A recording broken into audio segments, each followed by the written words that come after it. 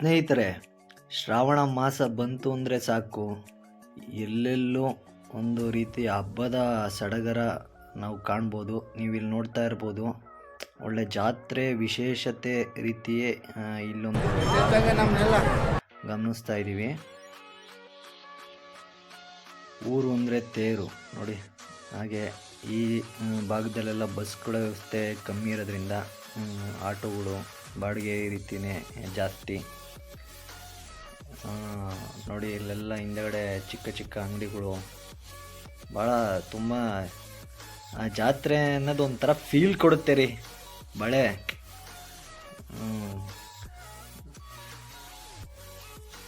ಒಂದು ಬಳೆ ಬಗ್ಗೆ ಹೇಳಲಿಕ್ಕೆ ಆಗಲ್ಲ ಬಿಡಿ.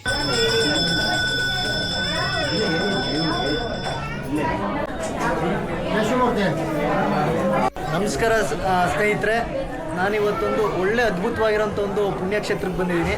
ಆ ಪುಣ್ಯಕ್ಷೇತ್ರದ ಬಗ್ಗೆ ಒಂದಷ್ಟು ವಿಚಾರ ಇಲ್ಲಿನ ಸ್ಥಳೀಯರಾದಂತಹ ದೇವದಾಸ್ ಸರ್ ಅವ್ರ ಹತ್ರ ನಾವು ಕೇಳಿ ತಿಳ್ಕೊಳ್ಳೋಣ ಬನ್ನಿ. ಎಲ್ರಿಗೂ ನಮಸ್ಕಾರ. ನಾನು ಈ ಒಂದು ಶ್ರೀ ಕ್ಷೇತ್ರದ ಧರ್ಮಕರ್ತರಾದ ದೇವದಾಸರವರು ಮಾತಾಡ್ತಾ ಇದ್ದೀನಿ.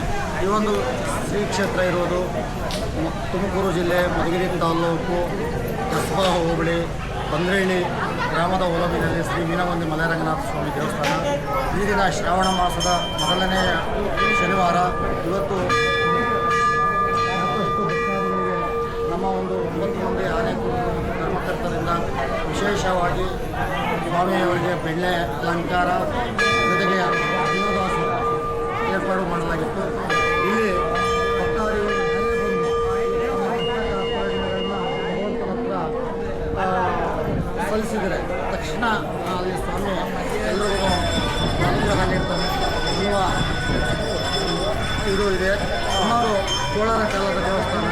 ಇಲ್ಲಿ 800 ವರ್ಷದ ದೇವಸ್ಥಾನ. ಇಲ್ಲಿ ರಾಜ್ಯದ ಮೂಲೆ ಮೂಲೆಯಿಂದ, ನೆರೆ ರಾಜ್ಯ ಆಂಧ್ರ ಪ್ರದೇಶ, ತಮಿಳುನಾಡು, ಇಲ್ಲಿಂದಲೂ ಸಹ ಭಕ್ತಾದಿಗಳು ಬರ್ತಾರೆ.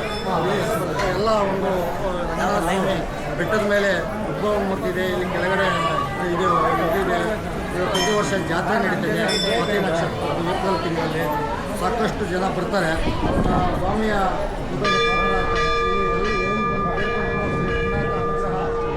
ಅನ್ನೋದು ನನ್ನ ಅಭಿಪ್ರಾಯ.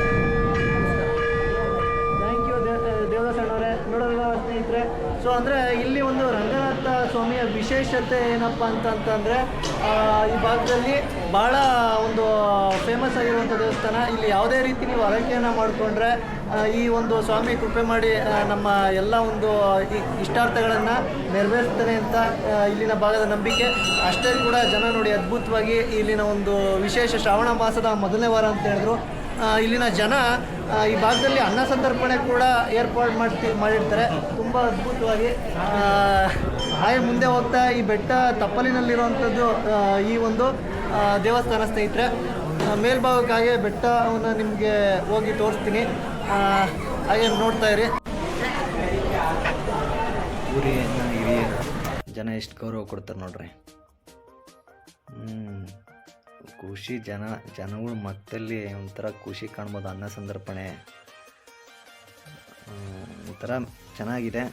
ನೀವು ಈ ಭಾಗಕ್ಕೆ ಭೇಟಿ ಕೊಟ್ಟಾಗ ನಿಮಗೂ ಒಳ್ಳೆ ಒಂದು ನೆಮ್ಮದಿ ವಾತಾವರಣ ಸಿಗುತ್ತೆ ಅಂತ ಹೇಳ್ತಾ ಧನ್ಯವಾದಗಳು ಸ್ನೇಹಿತರೆ.